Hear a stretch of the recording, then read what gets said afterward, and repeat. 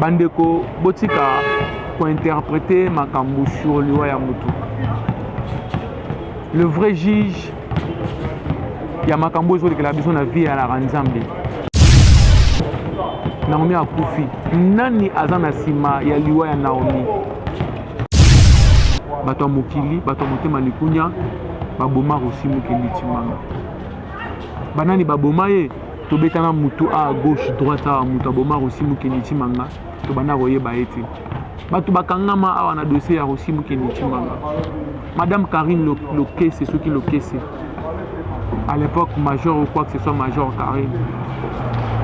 Madame là, a nyokola batu na rond-point ngaba. A beta batu ba double, a beta batu ba pat. Après verdict wana, oyo, bakateli Karine Loké, c'est 10 ans de prison, pe ba condamné peine capitale à perpétuité, dans la peine de mort par rapport à oyo, à Salaki. Na bateau bazalaki nzinga ba complota na liwa ya aussi ketimanga c'est on a qui dit ba liste kota qui est pas président de la République ba grâce pardon pena na ko fuka mala sengi bino pardon pena ba grâce était to yoka te o ba kimisa qui était to yoka te o ba kenda kuna ba buki prison madame Karine en tout cas pardon bo garder pena bien place na e bo souder atama benne. Bienvenue sur Ave Maria Télévision. Ahmed Moukendi devant la caméra, Ahmed qui tient derrière la caméra comme d'habitude. Nazara toujours Naesengoming, grande et ma joie de vous savoir nombreux. Liboso Yaba Etando Ike Nabino, Boza Rolanda Ave Maria Télévision, Bazui Libaku, et Rolanda Biso Ponambala Liboso, Oezali Ave Maria Télévision, une chaîne par excellence, chaîne Yabana Mboka, Pona Mboka, chaîne Oyo to Vandara souvent to Betara Masolo, Yambo Canabiso, que ce soit pour le sport, pour la musique, la politique, de faits sociaux, baise, il y a des réseaux sociaux, avec Maria Tozala, on a toujours pour nous accompagner, Maïma Kolekanambo Canabiso sur tout le plan, pour nous bolamou ya ba abonné na biso, ba oyo ba pesa biso confiance, mbala o mbala, bala na biso. Je me retrouve devant vous aujourd'hui. Nazana analyse mon spécialement pour nous abonner à Bisso, Bisso baza éparpillé partout dans le monde, nami qu'il y a poto en Afrique, où tu benga bongo ba diaspora. Peut-être bazana ba information sûreté. Il y a Maïma Kolekanambo Kanabiso, Ahmed Moukendi, monsieur l'analyste, le directeur de discipline, il y a école YouTube. Il y a YouTube, il y a Mora de la presse à l'Obara. Mais avant de continuer, avant d'annoncer la couleur et l'analyse, besoin de temps pour partager l'émission. C'est une belle émission dans le salle de la Bino. L'analyse Moro qui se connaît au Messana Kolandana avec Maria Télévision. Vous avez le temps pour partager comme ça tout à la ebele tout le sabor ango to yo kama soloni ni ya spécial ngana nango na ya naza vraiment na esengo mingi te parce que ma mwele na mboka na biso ça laisse à désirer. Ndenge bato mususu badongolo misu bako profiter na maloba ya mokonza mboka oyo alobaki na tourner na ye na Grand Kasai lisolo ya mboka oyo ese ekufi eloko ya oboma awa eza te bato oyo ya mitema mabe bazwi yango bakomi kointerprete yango selon bango. Mbote na Mami Bidin Yvette Kalombo na pesho mbote la femme avec un F majuscule, le F Yamoune le pénal majuscule, Yvette Kalombo la grande dame, na pesho mbote, Divine Triple H, na pesho mbote, Queen Nenela, mbote mingi, Nino Mongo, Mariam Badimou, Professeur, na pesho mbote trop, bande bonama tout ya groupe WhatsApp avec Maria Télévision mbote trop. Beaux attentes, beau partager, analyse oyo photo. Annoncer la couleur awa Bourubana Rosa programme ya Kafu 2022 le but toujours d'attaque tozonga simate to kende na binora bongo to meke pe ko changer ba donne sur makamon ndenge le kaka. Première sujet na ko aborder dans l'analyse na ngai ezali les sujets concernant la mort de l'artiste Naomi Kipoul. Que son âme se repose en paix. J'ai compatis avec sa grande famille biologique et sa famille artistique bayebazana pasi wana concernant lolenge mwana na biso ya mwasi akufelaki nazo kabola na bino mawana. La grande dame Naomi Kipulu oyo bato bayebi azalaki actrice na groupe Simba na obeta lisolo na ye. Soki na si solo ya Naomi Kipulu na obeta lisolo ya Rossi Mukendi Chimanga ndoi nanga jeune moko boye oyo azalaki kobundela mboka na biso étant que jeune oyo azalaki na slogan na le peuple gagne toujours. Et je comprends aujourd'hui que Rossi Mukendi Chimanga était un visionnaire parce qu'aujourd'hui le peuple a gagné. Le loro Rossi Mukendi Chimanga moli monnaie kopé manakimia. Pourquoi? Parce que ba oyo ba complota qui pona liwa na ye justice ya mboka na biso tant critiqué tant décrié par batou mais na moni justice en pe tango mosusu pesa la maramu ya mabe mais oyo Rossi Mukendi Chimanga na félicité justice na biso ningi à rendre verdict ya liwa ya Rossi Mukendi Chimanga. Et puis pour na Rossi qui ça ndeko Pundu ministre ya mboka na biso a se retrouver qui na mokonzi mboka na Grand Kasai à sali point de presse moko a lobi bango tout baza ba voleur pembeni ya chef de l'État Félix Antoine Tshilombo Tshisekedi. C'est un message fort na rolobela yango na analyse nanga. Donc partagez, likez, abonnez-vous massivement surtout et prenez le temps de commenter cette belle analyse dont je vais vous offrir à tout à l'heure. Bongo to se prena makambo ningi zokende. D'entrée de jeu sur la dame Naomi Kipulu. Physiquement parlant, na yebi Naomi Kipulu te, mais artistiquement parlant, na yebi parce que c'est une dame qui s'était c'est une dame, pardon, excusez-moi, française, moi, moboule, dans la langue nabisote. C'est une dame oyo a mis à Salaki Kombo. Elle s'est taillé un nom pendant son vivant dans le groupe Simba. À Salaki Kombo, dans le Lengue Rosa et la Moussala Nae. Dans mon équipe, Olivia, les gars qui ont la chaîne Moussous au Tokota en Kombo pour la publicité. Lobeli Liwa ya Naomi Kipulu. Circonstance, il y a Liwa ya Naomi Kipulu, ça nous laisse à désirer. Et surtout, biso africain, mort naturel, tout le monde existera difficilement en Afrique. Tout le monde a raté que ce soit koufi et Liwa naturel. Tout le monde a en Afrique que ce soit koufi, soit bâtela qui est poison, soit bâté qui bota, soit menacé, soit salié. Attends, moutabela qui longtemps, moutabeli pena pendant longtemps moulaï. A kondi pena a koufi a sali 10 ans ou 15 ans ya maladie souka na ki bota tant on noko quelque part a sala ki boye. Mais liwa ya Naomi Kipulu ça nous laisse à désirer. Ndeko Naomi Kipulu aza actrice na groupe Simba. Actrice na groupe Simba si je ne me trompe pas. Actrice na groupe Simba ou quoi que ce soit, mais aza actrice comédienne oya yebani presque Congo Mobima, presque Kisasa Mobima. Ndeko bayi kozwaye pas un certain monsieur Patrick ayaki amemi Patrick ango pe mutu acha Naomi n'attend par rapport à Zonzing na boni basala parce que Naomi alobaki na Patrick azaka na monde wana dans Zonzing te amemi na mwanda jusqu'à ce que la révélation est bimi que ndeko Naomi asalaki noyade na piscine kotoyo ba makele les obima que non ndeko ba petaki kibota ba tie na morgue mâchoire na bukanaki. Jusqu'à présent, on a tenté, il y a beaucoup de à sa famille biologique pour la vraie version, il y a Liwa Naomi Kipulu, mais jusqu'à présent, toujours il y a moté. Bandeko Botika pour interpréter Makambu sur Liwa Yamutu. Le vrai juge, il y a Makambu sur la vision de la vie à la Ranzambi. Naomi a Koufi. Nani Azana Sima, il y a Liwa Naomi. Yonanga O. Jusqu'à présent, justice a aussi la moussala nae. Naomi a confié dans la circonstance moko liwa moko pour n'anga yeza liwa moko suspect. Pour ne pas dire que c'est naturel tel, yeza liwa moko suspect. Bandeko ba bomba memaki Naomi na mwanda ba fait verdict na bango.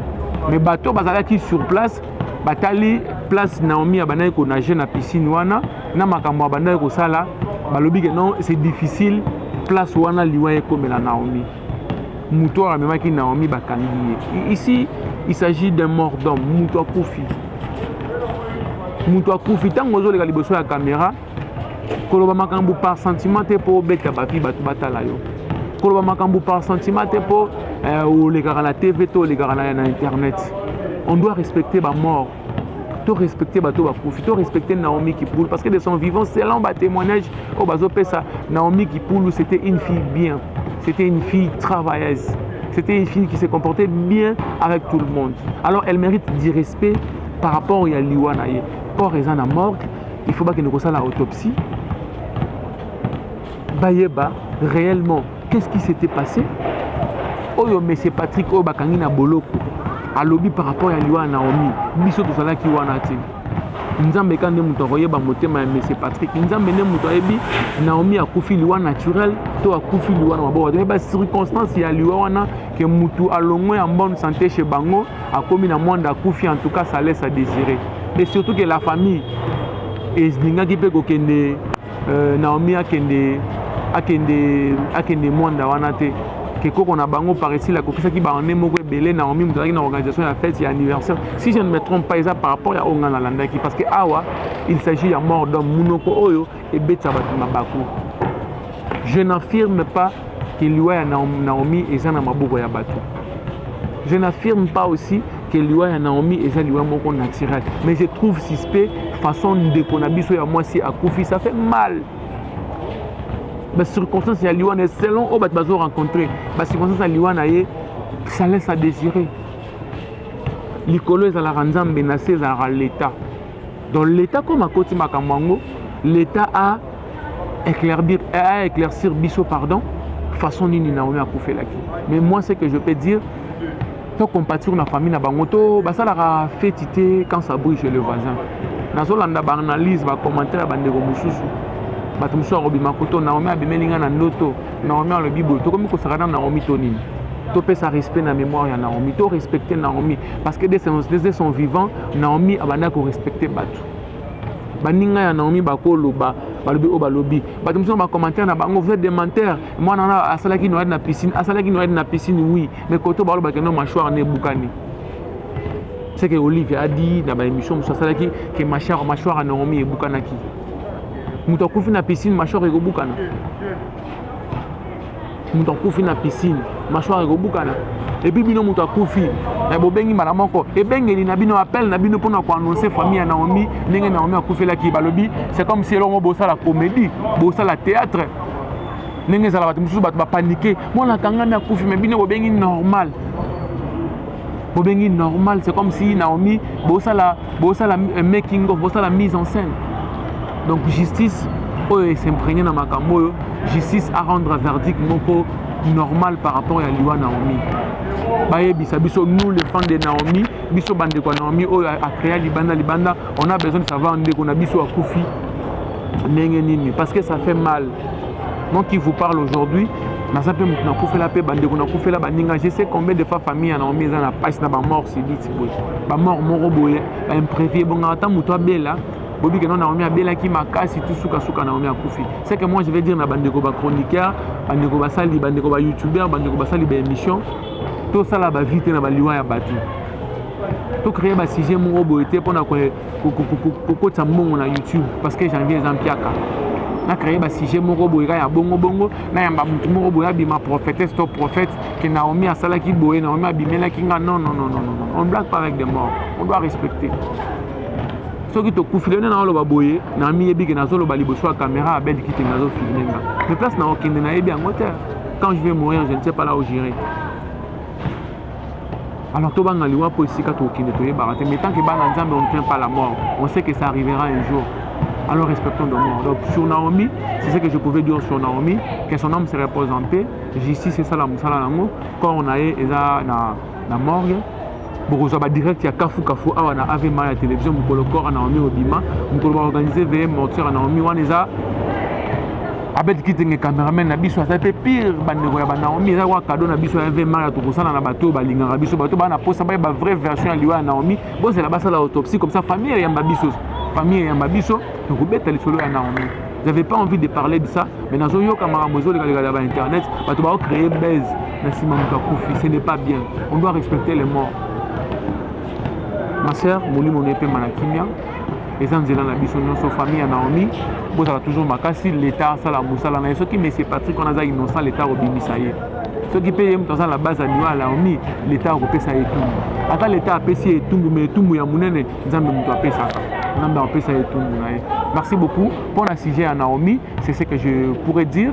Ma remarque na bino ba suggestion, bon j'attends à commenter émission ou liker peut partager avec ma télévision une chaîne par excellence. Nazo que na lombango ko aborder deuxième sujet nanga, ya pourquoi lelo. Deuxième sujet nanga ezali Rossi Mukendi Tshimanga. Idole de la jeunesse. Biso banso toyebi circonstance ya liwa ya mwana mobali wana. Papa Nabango a Koufa, on a Rossi. Son père a investi dans moi. Et c'est comme ça avec l'Afrique. Mes parents, ils ont investi dans la biso. Le long de la caméra, mes parents ne sont pas en vie. Les personnes ils sont fiers de moi. Ils investissent dans la vie. Les lopés, je peux prendre 1000 francs et 200 francs. Je peux Myriam na biso ata bonbon. Je peux ata cornflakes, cornflakes.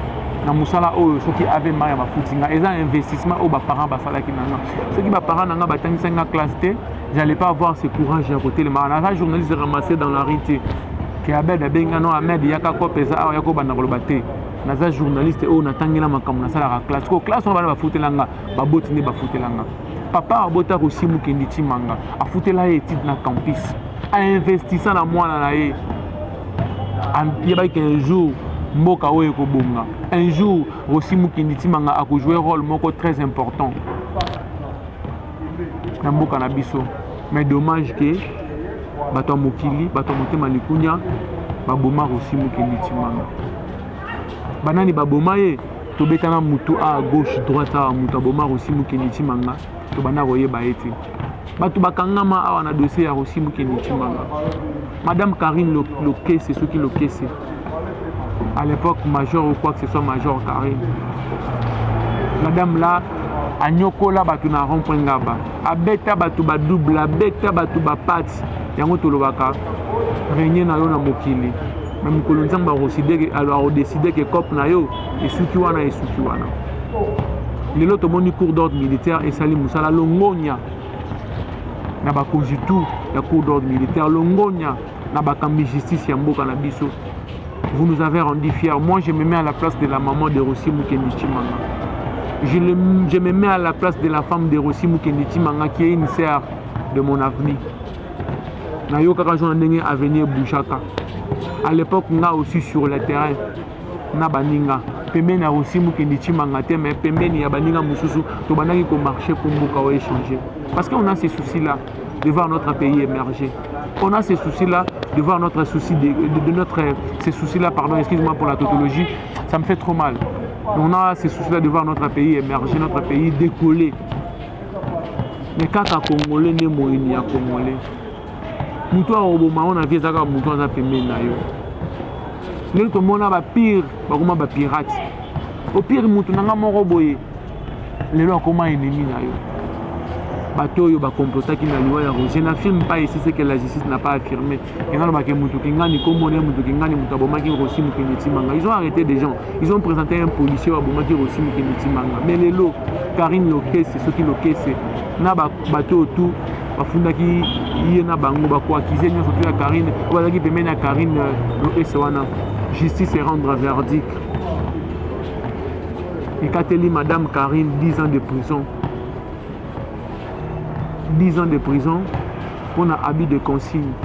Consigne, on va faire ça qui bango, batina qui bango, bango, marocité. Batina bango pour encadrer biso. Batina biso pour disperser biso à travers la gaz lacrymogène. Batina bango pour roboma biso. Bango va bêta car aussi massage. Aussi à Koufara la baliwa mon roboye, auto santanagi na moté. Mais aujourd'hui, Rossi Mukendi Tshimanga, je crois bien qu'il se repose en paix. Je crois que son âme se repose en paix. Je crois qu'il sera fier et à verdict au rendre. Mais je ne crois pas que le verdict wana négocié pour ça aussi Mukendi Tshimanga. Mitema na biso ezoka, moi c'est mon doyer à Mukendi. Mitema na biso ezoka pour na liwa ya mwana mobali wana, je crois pas que verdict on a que restaurer en bande on a biso makambi ya la police, makambi ya mampinga ya mboka na biso. Tant que vous avez un recrutement et un agent de l'ordre, faites un recrutement responsable et raisonnable. Vous recrutez bateau basé na mawaya bateau. Vous recrutez bateau basé na souci. Il y a bateau. Au moins, on a bateau. On a vécu 5 jours dans la radio Top Congo. On a aussi la après ça peut avec Kitting Voice. On a aussi la ngayango. Nous avons bien la Top Congo qui va kangier. Na moi si naie. Obi nini na bango ezanini. Ba benga ngo nini. Information bango ezanini. Excès d'amour. Auto quand on a 23h, information mais un excès d'amour, beaucoup à 100 000 francs pour te libérer bino. Mboka o to gotika ko lobato to ko lobela ka mboko na biso. Parce que les soucis est de voir le Congo changer. Les soucis est de voir le Congo émerger. Donc je crois bien la maman de Rosim Kinditi Manga à travers la caméra à Avema à la télévision pour ça la paix descendre sur le terrain. On va aller jusqu'à la quartier à Rosim Kinditi Manga là où il a grandi. On ira aussi voir son fils. Total Totuna Bango comment il se sent après verdict wana oyo bakateli Karine Loke c'est 10 ans de prison pe ba condamné peine capitale à perpétuité donc ba peine de mort par rapport à oyo asalaki na bateau bazalaki ndinga ba complotaki na liwa ya Rosim Kinditi Manga que son nom se repose en très mauvais na ngaki to beta lisolo na baye bazali bana ya mboka pour ba information mon nom to pesa na ndenge na ye ba mzo pesa ngo pona créer base ba mzo pesa ngo pona ko informer batu na temps réel ninga na osalango j'informe nos amis au balanda biso na temps réel que la dame a été condamnée à 10 ans de prison mais peine capitale na ye eza peine de mort mais pardon pendant ba konzamboka na biso toyoka te on a qui dit ba liste kota qui est pas président de la République ba grâce pardon pendant na ko fuka mala sengi bino pardon pendant ba grâce était toyoka te o ba kimisa qui était toyoka te o ba kenda kuna ba buki prison madame Karine en tout cas pardon bo garder pendant bien place na e bo souder ata ma benne qui ata ba buki prison ba kimia qui maté elle doit payer ce qu'elle a fait a blessé ba famille à batu. Même quand Koboma Rosim Kinditi Manga ndenge bango basalaki abi ya ba consigne mais na rond point A ba maman combien bazangela mombongo likolo ya mwana mwasi wana. Merci na ba konziamboka na biso na oyo bosali ezalaki deuxième sujet on a lingaki na aborder na l'analyse na biso ezalaki kaka pona ba mort d'homme kaka aussi à Kufa il y a quelques années passées. Ndeko na biso na omi Kipulu auto kotika biso kaka na année passée na 2021 Nicolasa ya rotanga ça fait au moins 10 jours que la dame a na morgue cornée qui déjà dossier na nga soki ezali maloba ya ministre Pungu si c'est pas dans le ministre qui a dit la vérité dans Mbujimaï quand il bosse caméra alobi na ba homme de médias que baza ba miyibi ebele pembeni ya Félix Antoine Tshilombo Tshisekedi l'autre monde qui ba tweet ba échange na ba tweet et ça entre le président Jean-Marc Kabund na Marcelin Bilomba soki Bilomba je ne crois pas je ne sais pas ce que na tangi kombo na bien après na pensa ko kombo bien te pour ça na passe botika ko nyoko la biso botika ko yiba mbongo ya mboka boza mbongo wana bata pasi baza ebele na mboka oyo lelo bande na so ya diaspora ndenga na vangi bozande kwa diaspora muto a créé chaîne na ya zinga na musala je travaille na Avema ya télévision la fin du mois ba footinga je nourris ma famille je paye les loyers je m'achète une chemise je m'achète de méga de crédit patati patata asala la gouvernement mais bino bozo ba mbongo bodé tunaka ba millions des fois ça fait mal politique comme alko cop na Congo patu bakomi ko senga beta libako akota cop wana na beta libako na kota cop politique dans un moyen peine yiba mbongo là se retrouver ça fait mal sur dossier on a un dossier moko très sensible tout l'andelana nous ba ki il paraît-il le Marcelin nande ko mususu bazalaki na audience lobi na en air babana ko yoka bango ba pe sa version de fait na bango espérons que et qu'il est bien ba baza ba miyibi place na bango na boloko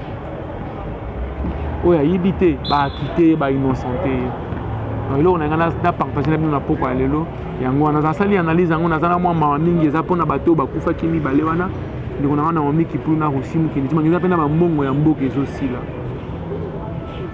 bongo mboka ezosila bato bazonyo comme ba ofele bazebele na mboka oyo imagine toi $1 million occupé ça combien de maman ya mapa bassin na fond de commerce Papa n'a pas la commerce. Imagine-toi 13 millions de dollars pour tourner en beaucoup de combien d'écoles na Kabe ya Kamwanga. Beaucoup de combien d'écoles na Nganajika. Beaucoup de combien d'écoles na Lodja. Beaucoup de combien d'écoles na Mweneditu. Beaucoup de combien d'écoles na Chikapa wa Mesha Mansamba.